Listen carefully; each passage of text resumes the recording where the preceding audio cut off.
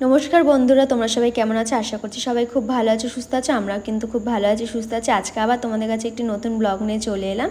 তো তানভীকে আজকে আমি স্কিন কেয়ার করব ঘরোয়া পদ্ধতিতে, কিভাবে করে সেটা তোমাদেরকে শেয়ার করবো। আর আজকে সন্ধ্যেবেলা ওর জন্য প্যানকেক বানাবো, সেটা উইদাউট সুগার ছাড়া কিভাবে বানাবো সেটাই তোমাদেরকে দেখাবো, আর খুবই হেলদি। তো যাই হোক, তানভীর সকালে ব্রেকফাস্ট করতে চলে এসেছে। তানভীর উঠে গেছে ঘুম থেকে, তানভীর ঠাকুমার সাথে খেলছে। তো ওকে আমি আজকে ছানা খাওয়াবো। ছানার আমি আগের দিন বলেছিলাম আমি 1/2 লিটার দুধে ছানা কাটাই, কিন্তু আমি ওটা ভুল বলেছিলাম। ওটা আমি কিন্তু 250 প্যাকেট যে দুধটা আছে সেটাতেই আমার ছানা কাটালে তানভীর জন্য পুরো রেডি হয়ে যায়।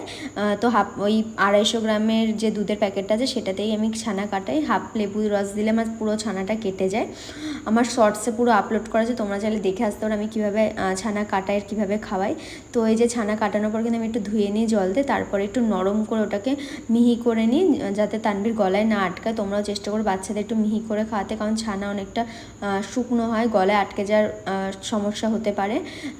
আর যে ছানার জলটা থাকে না, সেটাও তোমরা ফেলে দেবে না, এটাও কিন্তু বাচ্চাদের জন্য খুবই উপকার।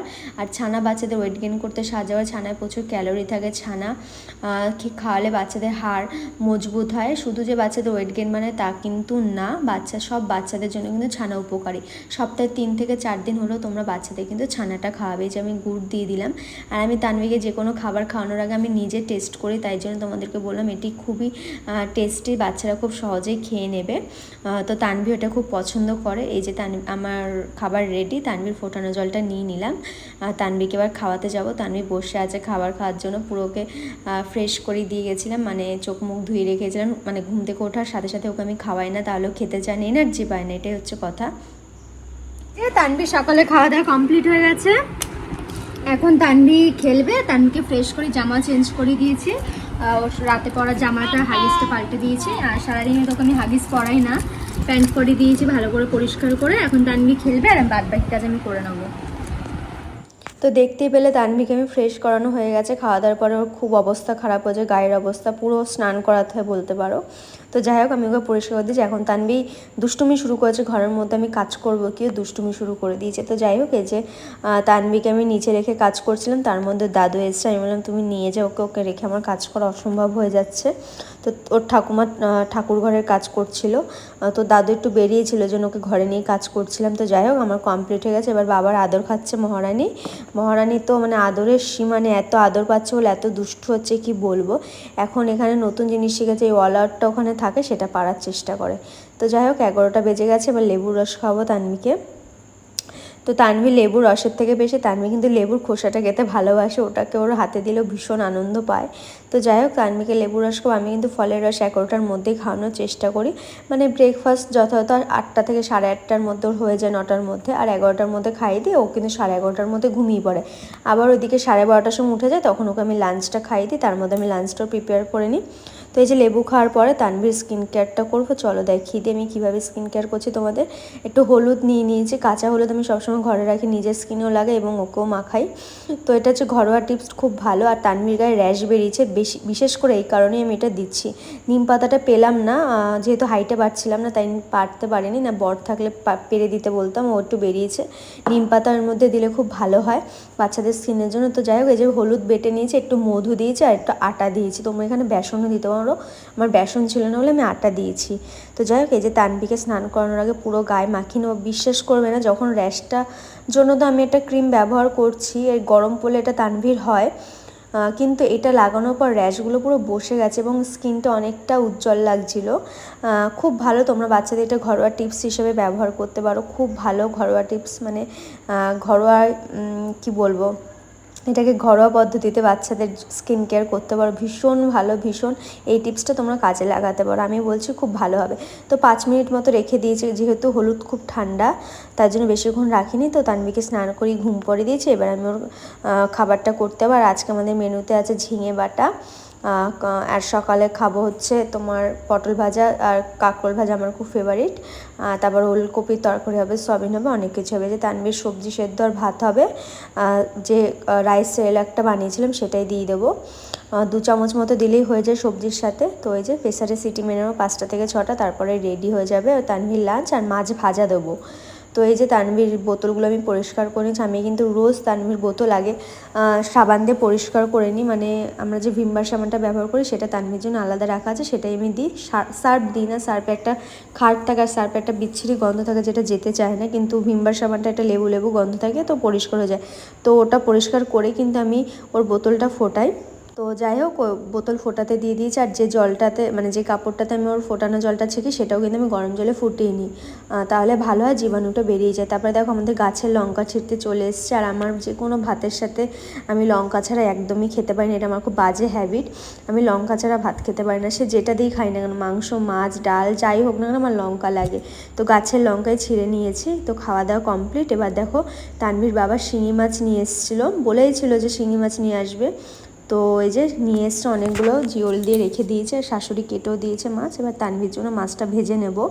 আর এদিকে আমার ঝিঙে বাটাটা আমি বানিয়ে নিয়েছি। তানভীর ঘুমোতে ঘুমোতে যতটা রান্না এগোনো যায়, নাহলে ও উঠে গেলে আর পারি না করতে। ভাতও বসিয়ে দিয়েছি। তো এই যে তানভীর মাছ ভাজা রেডি। আমি কিন্তু তানভীরকে খুব একটা মাছ ভাজা খাওয়াই না, বিশেষ করে ঝোলে দিই, কিন্তু আজকে সময় ছিল না, যেহেতু লেট করে নিয়ে এসছে ওই জন্য তানভীর উঠে পড়বো, ওই জন্য কিন্তু আমি ওকে মাছ ভাজাটা দিয়েছি। আর এই যে সবজি সেদ্ধ ভাতটা দিয়েছি। তানভীর দেখো ভাতটা খেতে চাইছে না, মাছটা বারবার আঙুল দিয়ে দেখাচ্ছে। ও কিন্তু মাছ আর ডিমটা খেতে খুব ভালোবাসে। ও যখন মাছ আর ডিম থাকে তখন কিন্তু ভাতটা খেতে চায় না, মাছটা বারবার আঙুল দিয়ে দেখায়। এটা রিসেন্ট হয়েছে, আগেও বুঝতো না, এখনও রিসেন্ট খুব বুঝতে পারে খাবারের স্বাদটা। তো মাছটা দিলে মুখটা চুপচাপভাবে থাকে। দেখো আমাকে ভয় দেখাচ্ছে, মানে ও এখন লিটারেলি আমাদের ভয় দেখানো শুরু করেছে, কিছু হলে চোখ বড় বড় করে ভয় দেখায়। তো দেখো এই যে বারান্দায় বসে খাওয়াচ্ছি। তো কিন্তু পুরো ভাতটা কখনোই শেষ করে না, পুরো ভাত কেন, ও কোনো খাবার যদি আমি নিয়ে আসি কিছুতেই পুরোটা খাওয়াতে পারি না, মানে কেঁদে ফেদে এমন করে আর লাস্টে খাওয়াতে পারি না। আর ওয়াকটা না, মানে এখন জানি না তোমাদের বাচ্চারা এরকম করছে কি না, করে কি না। তানভি কিন্তু বেশি খাওয়া মানে 2-3 চামচ খাওয়ার পর থেকে টানা শুরু করে। যদি কোনো টিপস থাকে যে এটা বন্ধ করা যায় কীভাবে, আমাকে অবশ্যই কমেন্ট করে জানিও। এই যে খাওয়া দাওয়ার পর আমারও স্নান কমপ্লিট হয়ে গেছে। এই যে তানভিকে এবার ঘুম পড়াতে এসছে আর একবার, এখন মানে 3:30-4 বাজে। তো ওকে একটু ঘুম পড়ানোর চেষ্টা করতো। মহারানীর তো ঘুম নেই, প্রায় 5টা নাগাদ ঘুমিয়েছিল। ও এরকমই করে, যখন দুপুরে 12:30-1টা নাগাদ ঘুম থেকে ওঠে, খেয়ে দিয়ে আর ঘুমোতে চায় না। তো যাই হোক ঘুমিয়ে পড়েছে। এবার আমি বিকালে একটি ভালো ওর জন্য হেলদি একটা সন্ধেবেলা স্ন্যাক্স বানাবো। তো যেটা করতে লাগছে ওটস, ড্রাই ফ্রুট আমি ভিজিয়ে রেখেছিলাম বিকেলবেলা, কিশমিশ আর খেজুর দিয়েছি, তোমরা চাইলে আমন্ড বাদাম কাজুও দিতে পারো। তো ওটসটা আমি ভালো করে ধুয়ে নিয়েছি। তোমরা চাইলে এর মধ্যে গরুর দুধ ব্যবহার করতে পারো যদি বাচ্চা 1 বছরে বড় হয়ে যায়, কিন্তু আমি গরুর দুধ দিইনি, আমি জল দিয়েছি, কলা দিয়েছি, একটা কলা দিয়েছি, দিয়ে ভালো করে মিক্সার গ্রাইন্ডারে সমস্তটা পেস্ট করে নিয়েছি। ওটস, ড্রাই ফ্রুট, কলা ভালো করে পেস্ট করে নিয়েছি জল দিয়ে। তারপর একটু কড়াইতে বাটার দিয়ে তার মধ্যে কিন্তু আমি কোনো চিনি বা কোনো মিষ্টি অ্যাড করিনি, তাল মিছরি গুঁড়ো, জাইগিরি পাউডার যেটা আছে সেটাই দিয়েছি সামান্য পরিমাণে, যেহেতু খেজুর খুব মিষ্টি, কলাও মিষ্টি, ওই জন্য অল্প দিয়েছি। তো এটা প্যানকেক বানিয়েছি আমি। তো এই যে প্যানকেকটা আমি বানিয়ে নিলাম। তো দেখো আমি কিভাবে বানালাম, এইভাবেই আমি মানে সাইজটাকে ইগনোর করো, মানে ভুলভাল সাইজ হয়েছে। আর তানভি কিন্তু এটা খেতে খুব পছন্দ করেছে, আমি এখন মাঝে মাঝে ওকে এটা দেবো। এটা খুবই হেলদি বাচ্চাদের জন্য, আর বাচ্চারা খুব পছন্দ করবে। এরকম ছোটো ছোটো আকারে বানিয়ে দিলে ওরা বেশ নিজেরা হাতে নিয়ে খেতে পারবে। তো এর মধ্যে দুধ অ্যাড করলে আরও বেশি ভালো লাগতো, যেহেতু ফর্মুলা মিল্ক মানে আছে দেবো, ওই জন্য ফর্মুলা মিল্কটা আমি দিলাম না। তোমরা গরুর দুধ যদি বাচ্চাদের খাও দিতেই পারো। তো খাওয়া দাওয়ার পরে তানভিকে নিয়ে একটু বেরিয়েছিলাম, স্মার্ট বাজারে গেছিলাম, ওর কিছু খাবার শেষ হয়ে গেছিলো, ড্রাই ফ্রুটগুলো সেগুলি আনতে গেছিলাম। গুঁড়ো করবো বলে ড্রাই ফ্রুটের গুঁড়োটা শেষ হয়ে গেছিলো, তো সেটাই আনতে গেছিলাম। তো কাজু নিয়ে নিয়েছি, আমন্ড নিয়ে নিয়েছি, আজকে আখরোট বাদামটা দেখলাম না, তো আখরোট বাদামটা নিতে পারিনি। আর যেটা ছিল পছন্দ হলো না, ডেট খুব কাছাকাছি ছিল।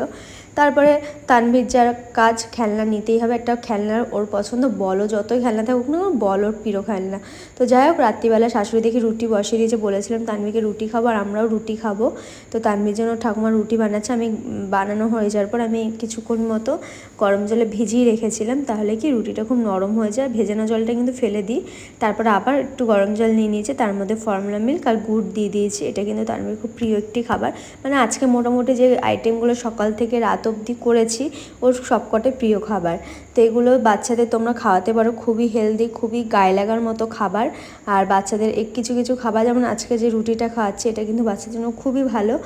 পটি যদি প্রবলেম হয় বাচ্চাদের কিন্তু এটা খেলে ভালো পটি হয়, আমি নিজে প্রমাণ। তোমরাও কিন্তু যখন বাচ্চাদের পটির সমস্যা হতে পারে, এই সময় কিন্তু বাচ্চাদের খুব পটির সমস্যা হয়, তানভীরও হয়, তোমরা কিন্তু এটা খাওয়াতে পারো রুটি আর দুধটা। তো এই দেখো তানভীরকে রাতে খাওয়ানোর পরে তানভীর ঘুমিয়ে পড়েছিল। আমার মাঝরাতে আইসক্রিম খেতে ইচ্ছে করছিল, আইসক্রিম ঘরে আনাই ছিল কিন্তু মাঝরাতে খেতে ইচ্ছা করছিল, ওটা পরের দিন খাওয়া বলে রেখেছি, আর পারলাম না লোভ সামলাতে, তো খেয়ে নিলাম।